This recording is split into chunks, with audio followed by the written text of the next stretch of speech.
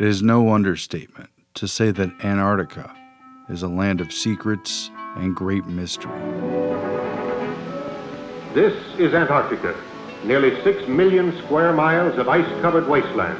With reports of many world leaders curiously convening there in recent years, there's been a renewed rash of rumors running wild about supernatural occurrences, ancient alien civilizations, hollow earth, and even races of human hybrids.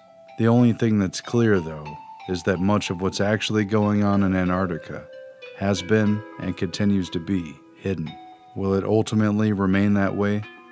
Here's what we found. Though Antarctica was only officially discovered in modern times since the early 1800s, a curious and tantalizing fragment from a 1513 trade map created by the Ottoman Empire appears to show Antarctica connected to South America and supporting a warm, ice-free coastline with resources to sustain a lot more life. Though experts have, of course, debunked its imaginative suggestions and downplayed its significance ever since.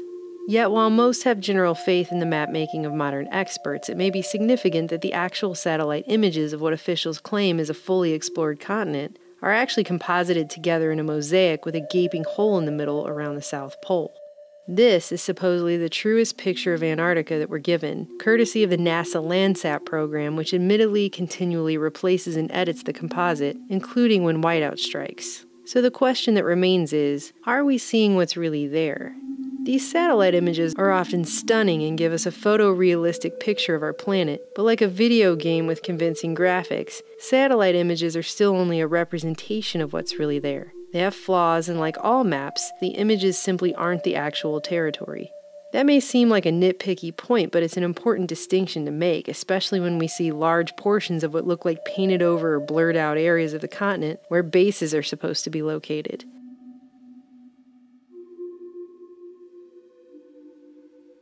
Considering even super secretive Area 51 shows up pretty clear on Google Earth, you have to ask yourself, what's really in Antarctica that in 2017 we still supposedly don't have sophisticated enough technology for the general public to see it? Investigations that West Antarctica and East Antarctica are actually two continents separated by an under-ice channel have largely been upheld. The Transantarctic Mountains and the chain of mountains up the Palmer Peninsula connect with the Andes Range, nearly touching South America where they were once connected by a land bridge. The questions began as soon as Antarctica was quote-unquote found. Have they, or will they, unearth something significant from humanity's past? Despite being told the entire continent is basically an icy, barren wasteland where hardly anything could survive or thrive, with no native human population other than visiting scientists. Freezing wastes without people, without life, without vegetation. Nature's most formidable challenge to man. Earlier reports show this is simply not the case.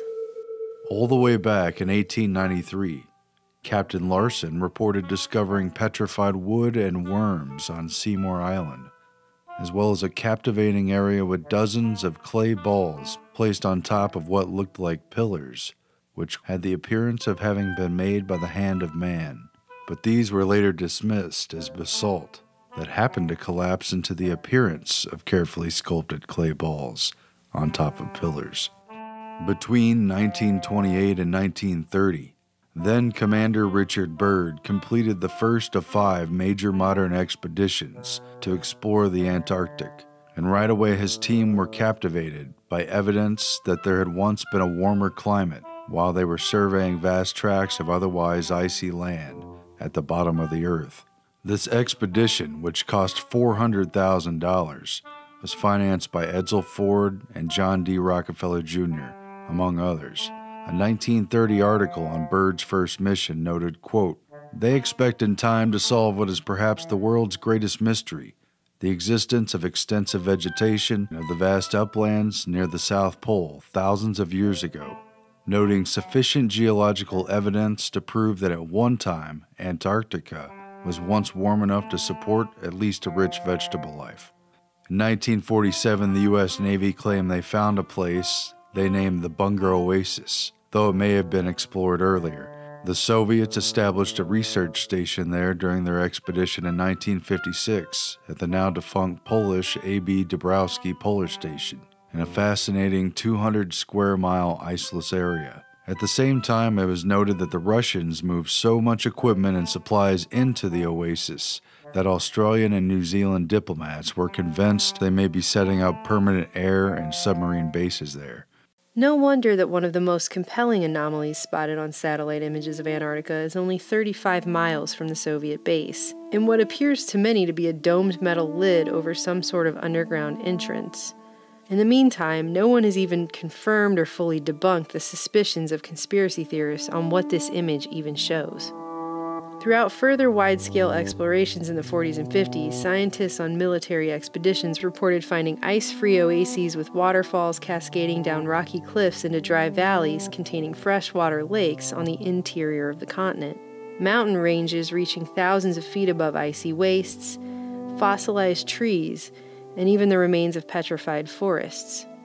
In 1957, the U.S. military acknowledged finding at least 2 other oasis locations in Antarctica only a few hundred miles from the South Pole, both free of ice and large enough to house entire air bases. But the military wouldn't disclose the locations to prevent other nations from potentially establishing bases there.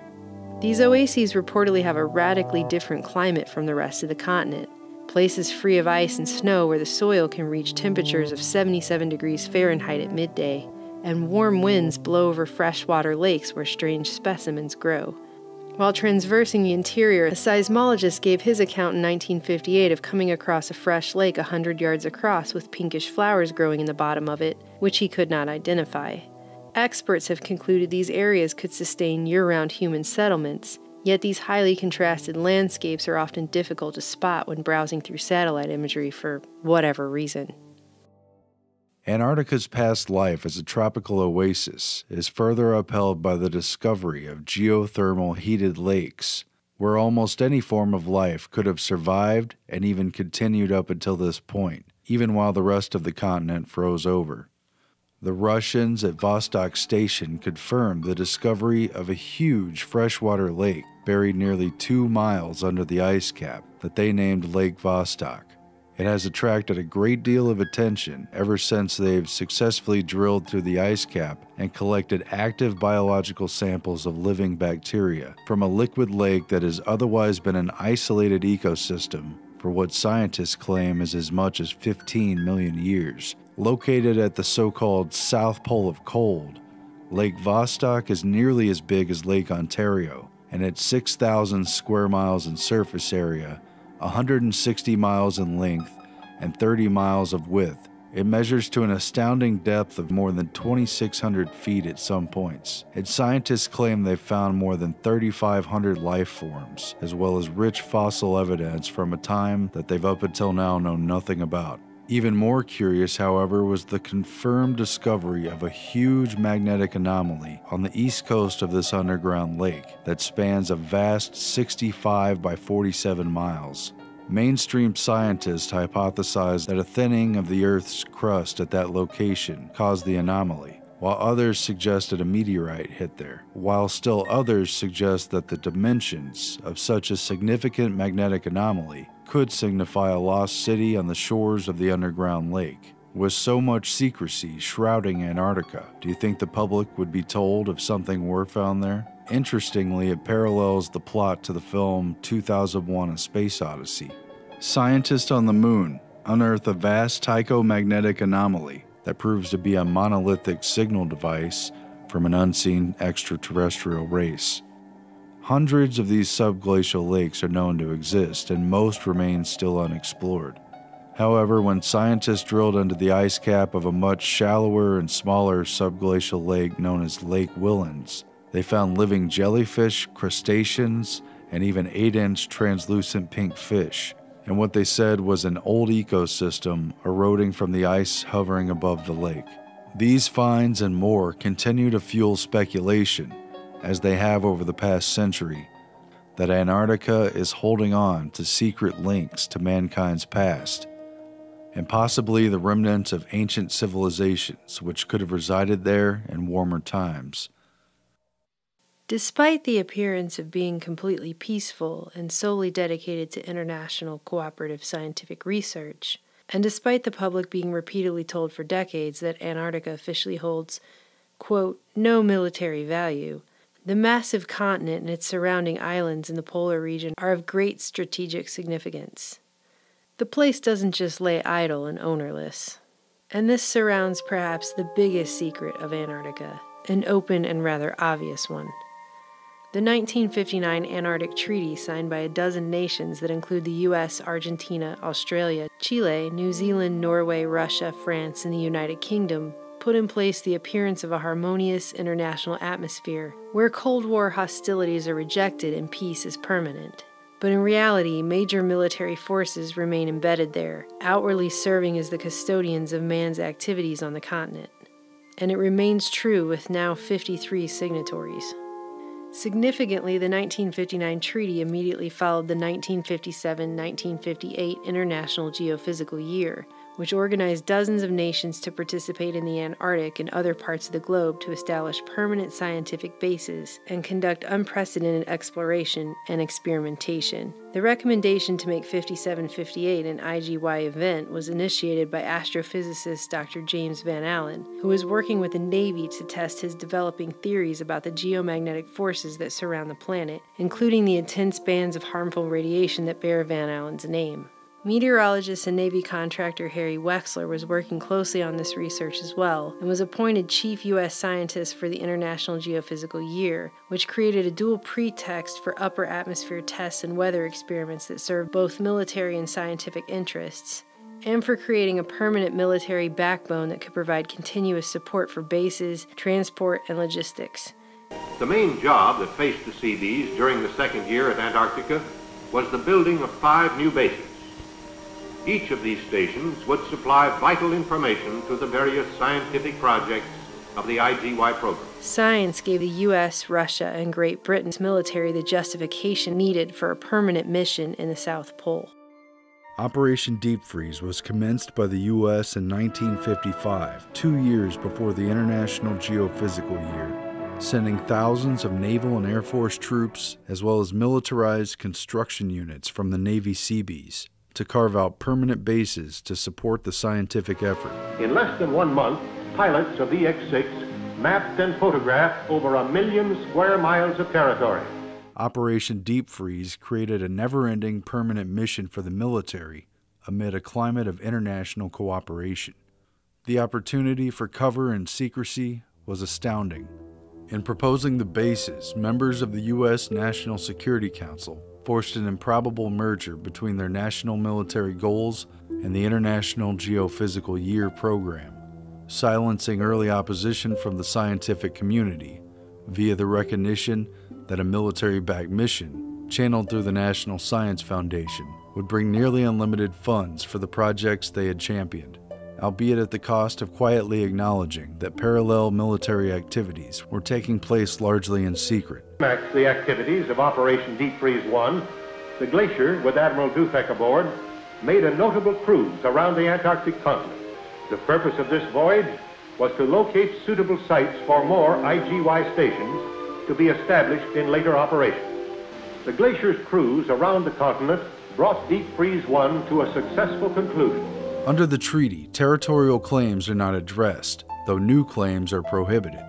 With the status quo on ice, the U.S., British, and Russian installations remain like Antarctica's other secrets, frozen from political interference. But this form of peace can be deceiving and belie anything lurking just beneath the surface. With the treaty not taking effect until 1961, Operation Deep Freeze was a huge preemptive military mobilization effort to establish a permanent foothold on the continent. The only real question is, how far did they get? There have been many rumors about underground bases on Antarctica, but by their very virtue they are difficult to confirm, and as a result, legends, rumors, and imaginations run wild. And yet, there is solid evidence to support the idea that a significant military-industrial complex is indeed embedded underneath Antarctica's icy facade. Most of the early expeditions to Antarctica in the later 1800s and early 1900s were largely concerned with establishing claims and merely surviving the harsh environment. With improved technology, flight became viable, as did ice-breaking ships and specialized vehicles for ice-capped terrain. In the 1920s, U.S. Navy Admiral Richard E. Byrd achieved fame as the first person to fly over both the North and South Poles, though not without controversy. Byrd's first of 5 expeditions to Antarctica from 1928 to 1929 was privately sponsored by backers including the Rockefellers and Fords, seeking uranium, coal, and shale deposits, gold, copper, and other exploitable minerals, as well as locations to establish base camps. Byrd established Little America, among other camps, which was later plunged into the sea by the shifting ice. Byrd's second 1934 to 1935 expedition focused more on weather. Publicly, the expedition was mostly known for Byrd's dramatic wintering in alone at a meteorological station where he nearly died of carbon monoxide poisoning from a poorly vented stove, yet he lived to publish a best-selling account of it. Behind the drama, it was a major effort to study the relationship between seismic activity, geomagnetic forces, atmosphere, and weather. James Van Allen, who discovered the Van Allen radiation belts that bear his name, took part in Byrd's second expedition as assistant to the chief scientist, and later became a driving force in Antarctic weather experimentation, while Byrd helped the U.S. secure its claims there. Hitler's right-hand man, Hermann Goering, personally signed off on Germany's third expedition to Antarctica, and its first since before World War I. This became the infamous Neuschwabenland Nazi expedition, launched in 1938 and completed officially in 1939, just before initiating war with Poland. It was to be a secret reconnaissance expedition, with only 33 members, plus the ship's crew. Following a German whaling expedition in 1937-38, it aimed ostensibly at increasing the production of fat for the coming war effort. However, the real mission was clearly to establish permanent bases for Nazi raids and other naval activities. The Nazis staked out claims and dropped flags from planes over a large 231,000 square kilometer area, taking some 16,000 aerial color photos, along with prospector data to support legal claims based on the right of exploration, utterly disregarding previous claims by Norway over Queen Maud Land. Finding out about the secret mission through their German diplomat, Norway quickly attempted to annex the territory by decree 3 days before the Nazi expedition even reached Antarctica. But it didn't deter Germany, who issued a decree in August 1939 after the mission, establishing a German Antarctic sector, officially called Neuschwabenland. Less than a year later, in 1940, Germany had invaded and occupied both Norway and Queen Maud Land. Even mainstream historians admit officially that there is evidence of at least minor Nazi coastal bases in Antarctica, ones that were large enough to dock German battleships during the war. But there's no clear record of activities beyond that. Unofficially, rumors allege that several Nazi U-boats that disappeared from the records had carried top officials including Hitler to the South Pole after the war, and that a more extensive and permanent base existed. If this holds any truth, one possible location for a substantial fortress would have been the 200-square-mile ice-free Schirmacher Oasis, which the Nazis had first identified from the air, and which supported numerous international stations after the war. Either way, after their 1938-39 Neuschwabenland expedition commenced, Admiral Byrd was sent to Antarctica from 39 to 40, on a U.S. government-sponsored mission to establish permanent bases, further exploration, and most assuredly to spy on Nazi efforts there. In turn, news of Nazi bases drove support for building more American bases there. Though modern scholars have tried to downplay the existence of Nazi bases, news reports of the time captured the concern, as this article highlights that, quote, the capture of a secret Nazi hideout proves valuable naval bases can be built in ice fields. It also stated, quote, there, hidden away in some undisclosed quarter of the Antarctic quadrant, a British naval patrol recently found a Nazi naval base. True, it was only of small dimensions, yet it was sufficiently enough equipped to have repaired even the Graf Spee, referring to the notorious Nazi commercial raider that was attacking British commerce ships. A 1942 article asked U.S. naval bases in the Antarctic and began discussing, quote, the possibility of using the Antarctic continent as one of the jumping-off places for the great naval offensive that would wipe Japan's rising sun flag off the face of the southern seas. And it discussed how it would become a pivot from which we could guard and control both the South Atlantic and the South Pacific. Clearly, Antarctica had become an important military position, Admiral Byrd also made this point at the time of his 1940 expedition, saying, "As we all know, the Panama Canal may be under attack someday. It may even be destroyed by a hostile power. The Navy has to think of such a possible eventuality. That is why Antarctica looms in strategic value." The British formalized its efforts to surveil and counter Nazi presence in the Antarctic during World War II under Operation Tabarin, where they sought to establish major Antarctic bases. The name Tabarin references a famous charlatan and street performer from the 17th century who used trickery and guile to hawk snake oil cures and put on provocative acts. The mission sought to utilize any pretext to occupy key Antarctic islands and counter illegitimate Nazi claims in Queen Maud Land. The British saw it as a power play to stave off Axis domination of the southernmost routes, especially between South America's tip and the Upper Peninsula. Britain reported not only Nazi bases there, but vexing Japanese whaling expeditions as well, and a definitive move was needed to outmaneuver Nazi-friendly Argentina, who held the de facto claim to influence over the region. The British occupied several key positions, including Deception Island, a tiny donut-shaped piece of land known for having the only ideal sheltered anchorage in Antarctica, but also host to an active volcano under its calm waters, as well as Hope Bay, an ice-free coast on the tip of Palmer Peninsula, as well as the more northern Falkland Islands, which it had first claimed in 1908. In short, this is closely related to why Britain felt strongly enough about the place to fight a war with Argentina for the Falkland Islands in the 1980s, long after Britain's empire had supposedly faded. These strongholds and others were necessary to defend the important passage routes between the South Atlantic and Pacific Oceans, vital to the commercial and military affairs of both Britain and America, as well as to contend for supremacy in Antarctica. In World War II, the British fired upon the Germans' notorious Graf Spee pocket battleship in 1939 during the Battle of River Plate. A previous report indicated that British believed the Graf Spee was docking at a covert base in Antarctica and raided its commercial vessels. Though it wasn't heavily damaged, the Graf Spee was forced to scuttle to Uruguay and abandon crew after its critical fuel cleaning system was destroyed. Captain Langsdorff committed suicide, and dozens of people died. The quiet battle for control of the southern oceans had now cost blood.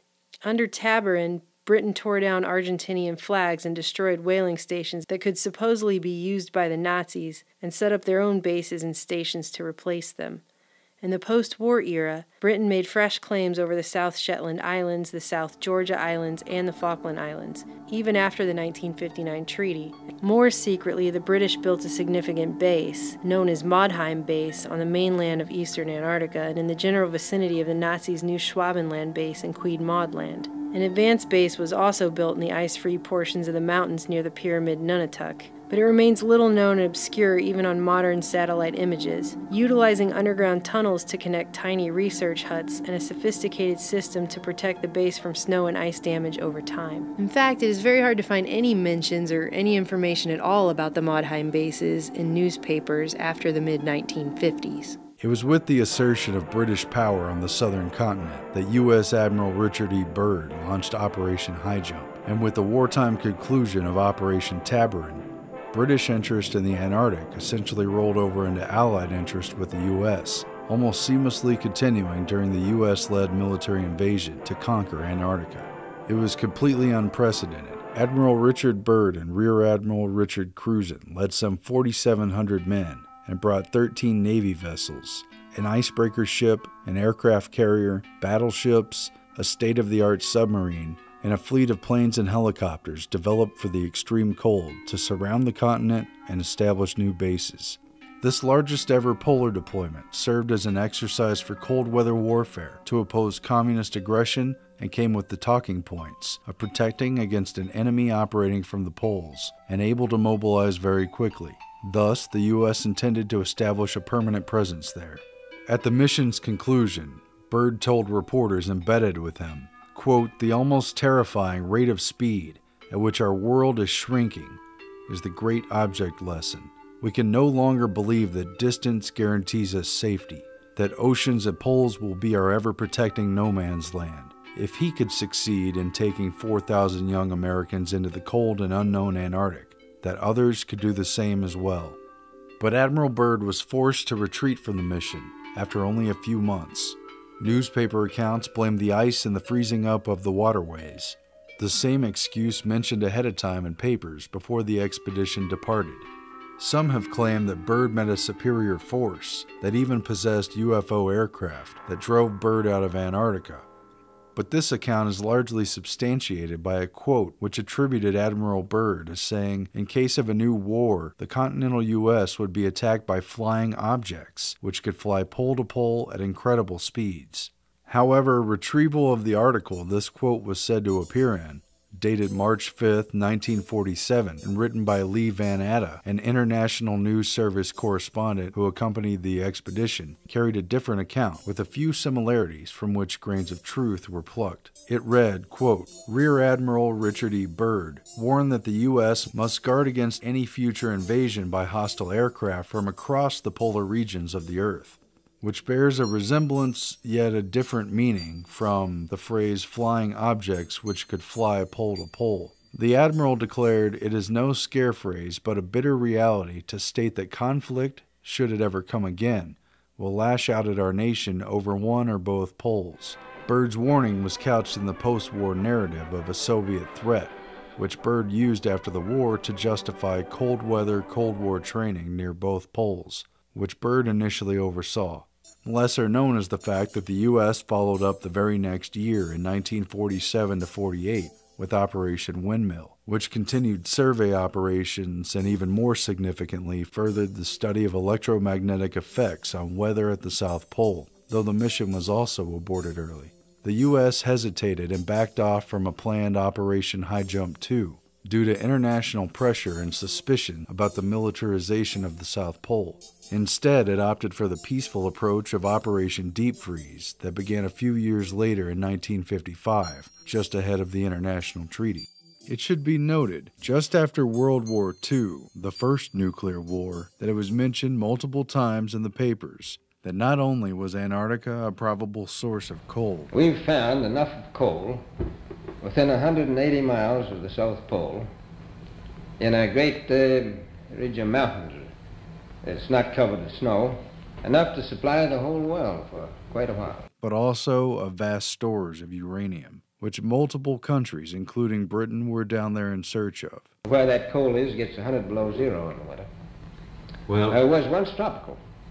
So we think there's oil there, and there's evidence, probably uranium there.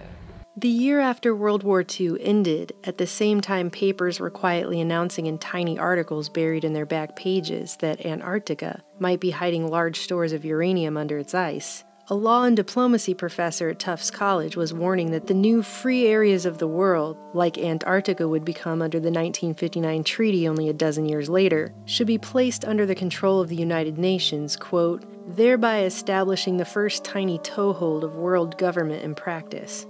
Professor Leo Gross went on to say that the suspected presence of uranium in Antarctica necessitates the UN to act right away to, quote, start a pool of world government into which the nations could one day jump themselves, as many believe they will have to do before lasting world order can be established. is it any secret, is there uranium there? That would be the only thing that would be practical to actually go after, I suppose. Everything else would be economically unfeasible, wouldn't it? Well, as we recklessly expend our resources, the time will come, and we'll have to go after that stuff down there. Well, you know, I avoided what you said about uranium. I'm not sure about that. I don't want to have the world fighting over the Antarctic. And is there a competition among other nations to try to get information about Antarctica and possibly to secure some of these resources? Well, yes. There are now 7 nations very much interested. During the construction of these major installations, tunnels were dug between buildings, tunnels were dug for supplies and utility units, and for specialized equipment. Underground entrances and bases were expanded and reinforced to protect against the harsh weather. Were there secret underground military facilities constructed during or after this time? Were there any banned weapons tests or military activities and installations that went fully operational before the Antarctic Treaty set in? The answers are mostly silent, like the vast icy wastelands that have intrigued so many searchers.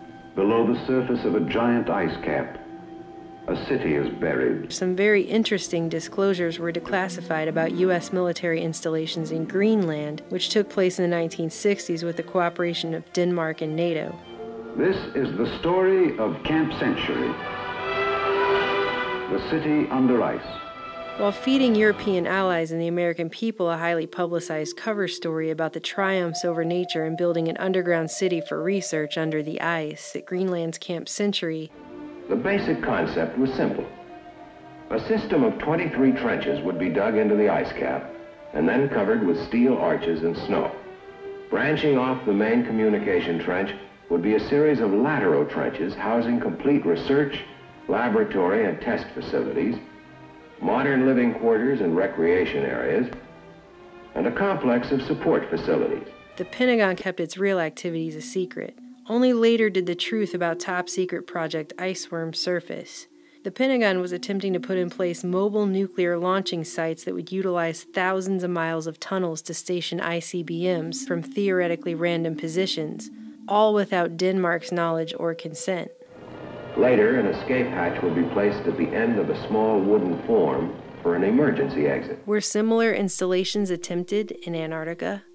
Like Greenland's Camp Century, Antarctica's McMurdo and Byrd stations also featured a nuclear reactor, as well as under-ice tunnels. 16 of these escape hatches were strategically located throughout the various tunnels. The inconvenient fact is that the U.S. lied to its international allies about nuclear weapon sites in Greenland, so it's fair game to question whether they did the same in the seemingly peaceful and cooperative atmosphere of frigid ice and penguin research. The same questions apply to Admiral Byrd's equally publicized Operation Icebox, a tentative plan to partner with private corporations and bury food surplus in Antarctica. Perhaps it was just another cover for building an extensive underground tunnel system. It was talked about in interviews and papers from the time, but seemingly never materialized. This diagram shows how they can effortlessly dig a continuous trench, then place shipping containers and rebury for long-term storage. The article advertised, quote, "We plan to bury a cache of 100 loaves of bread every year over the next 100 years. We won't be here to finish the experiment, but our great-grandchildren will. We could create a permanent icebox for our food surpluses in the Antarctic, save on storage, and contribute a great act of international goodwill." Again, Greenland may be a blueprint for what was attempted in Antarctica. It should also be noted that the 1961 Atomic Energy Commission had completed an extensive labyrinth of underground tunnels in the Nevada desert for the purposes of underground nuclear testing.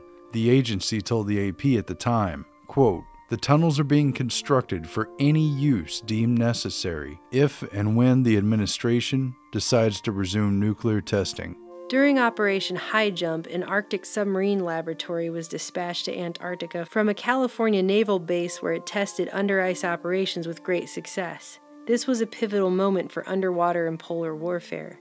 Prior to launch, Admiral Byrd contacted Dr. Waldo Lyon, the top naval warfare submarine guy at their San Diego base, to ask him if there was any research he wanted to do in conjunction with the expedition.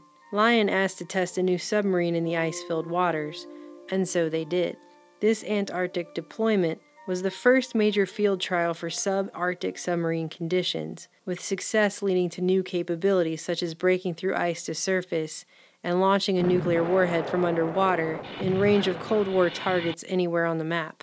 Moreover, thousands of men were deployed to DEW-line distant early warning stations in North Canada and Greenland, and to submarines and aircraft patrolling the Bering Sea and northern Arctic waters under training originally supervised by Admiral Byrd. No further military tests were ever admitted in Antarctica, despite a massive militarization on the ice. And what came of the breakthroughs in ice core drilling, ice melting cryobots, deep-sea sea lab experiments designed for Arctic waters, and the 500-meter depths of its continental shelf? All of this must have made Antarctica's frozen abyss more accessible. Yet has anything significant been found? Have any bases been constructed there using tunnel boring systems, utilizing natural caves or geothermal hotspots? It's a big continent, so it's a very intriguing and perhaps plausible maybe. Again, Greenland may be a blueprint for what was attempted in Antarctica. Another little-known and underexplained role in Antarctica is that of NASA engineers, who sent units to train for conditions that might be found in space. Numerous press reports in the 50s and 60s made the point of comparing Antarctica's conditions to that of the Moon and Mars, cold, unforgiving, and remote. High-ranking officials, including Wernher von Braun, conducted special training missions there, including one to prepare for tunneled underground bases on the Moon, like the ones in Antarctica. Other NASA reports have remarked on the similar mountainous terrain. But did these training missions for space travel also double as an opportunity to upgrade and expand military bases under peaceful pretext in the region? Did NASA take advantage of the reclusive area as a secret launching base? How many rockets were being test-fired here? And what was the real purpose? And in early fall 1963, there were claims made that a nuclear bomb was detonated on the Antarctic continent. But as it did not register fallout, it was believed to have been set off either in the upper atmosphere where previous tests had been conducted or underneath the ice sheet. But the news was smothered. Despite the fact that this August 1963 blast, or test, was detected 2 days before the U.S. and Russia signed the Nuclear Test Ban Treaty, the White House ordered the detection of the explosion to be kept quiet until after the Senate voted on ratifying the grand sweeping treaty. The DoD originally denied that any explosion took place, and even tried to pass it off as a natural phenomenon before later conceding that it had in fact happened. The U.S. quietly pointed fingers at the Soviet Union, and months before his assassination, JFK decided to call for inspections of Russian bases in Antarctica under the terms of the 1959 treaty. Though the U.S. military initially denied reports of a nuclear weapon being detected, the Navy quietly admitted that this was the case, immediately the day after Kennedy's assassination. We found it mentioned on page 12A, following page after page of detailed and emotional JFK assassination coverage. After that, the issue seemed to disappear from public view. Did the Russians, the United States, or a joint scientific venture between multiple countries set off a nuke in the upper atmosphere of the poles in order to create an artificial EMP or aurora effect? If they did, it may have been allowed under the Antarctic Treaty, if and only if it was purely for science, and all member states agreed. If so, whatever they found or tested has been kept entirely under wraps. The absolute biggest secret of all in Antarctica is the electromagnetic energy that surrounds and saturates life on planet Earth. How, precisely, does the magnetic energy from the poles create and modify weather? Why are the poles frozen? Why a huge landmass at one pole and an open ring of ocean at the other? Could the poles shift suddenly, rapidly changing climate and destroying existing life? Could science engineer the artificial melting of the poles in order to extrapolate the riches and resources buried underneath? Scientists, Antarctic explorers, and military figures alike have discussed how weather is made and controlled at the South Pole, along with the accumulation of 90% of the world's ice and 60% of its freshwater reserves, which also controls oxygen content in the atmosphere. And Byrd, among others, has hinted at controlling the weather, something the Navy has always had a deep interest in. They established Camp Sky High, the first upper atmosphere VLF summer station on Antarctica at the base of the Antarctic Peninsula. It carried miles of wires spread out over the ice and sought to stimulate artificial auroral effects that would reciprocate with its conjugate radio site in Quebec, Canada. Resembling a gigantic peeled orange, this Rowan dome was assembled from prefabricated curved sections. Inside, it contained special equipment used for recording weather conditions. Another building, unusual in its dimensions, was the Aurora Airglow Tower. Skull and Bones journalist and op-ed extraordinaire William F. Buckley visited the South Pole and remarked on its use for weather control, interacting with scientists studying hydrodynamics of the Earth's core, as well as geomagnetic effects on weather. Harry Wexler, the chief U.S. scientist who was experimenting with weather control, was put in charge of the International Geophysical Year in 1958. This was the same year that Harry Wexler saw his plans for bombarding the ionosphere with nuclear weapons undergo live tests in the Navy's 1958 Operation Argus, creating an artificial aurora burst hundreds of miles away at magnetic correlates from the firing positions. The Earth itself is a magnet. It acts as a dipole surrounded by a field of magnetic force. We see that the magnetic field extends a great distance from the Earth. Any one of these field lines can be thought of as lying in a shell. Advances in understanding the electromagnetic shield that protects the planet lent themselves to military attempts to manipulate the weather. The Navy confirmed that it could black out satellite and radio communications with high-altitude explosions, eventually creating an EMP. What were their plans at the South Pole? Wexler was deep into this weather manipulation stuff, and leading the 1957 to 58 International Geophysical Year as chief U.S. scientist is very telling of the research objects of Antarctica. In his papers, Wexler had detailed specific designs for planetary scale manipulation of the Earth's climate, using short and long-term radiation, and inducing artificial worldwide climate change. Another of his plans was to set off enough hydrogen bombs in the Arctic Circle to melt the ice and increase the world's temperature. Or conversely, Wexler proposed launching a fine powder into equatorial orbit to reduce the Earth's temperature with permanent Saturn-like rings.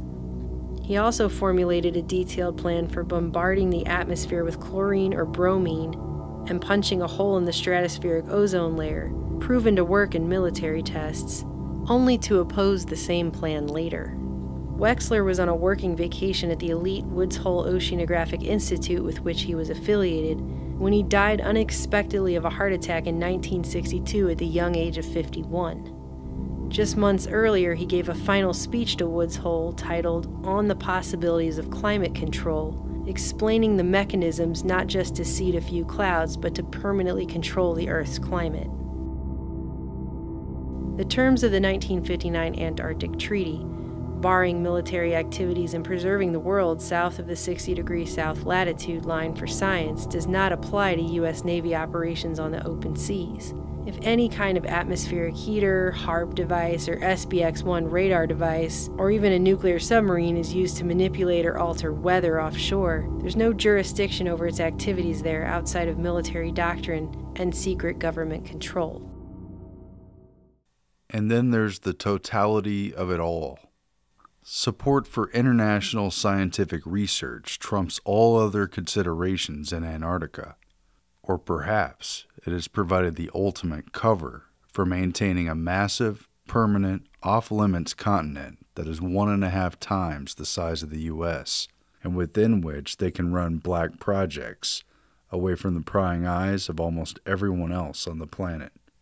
Between the big push with Operation High Jump in 1946, where at least 190 Americans were left behind to continue operations, on through the next 15 years when the U.S. Navy and Air Force became the de facto custodians of the southern continent, the military took responsibility for at least 5 American permanent research stations with underground facilities, multiple atomic reactors, living quarters, and supply and transport for thousands of scientists around the continent.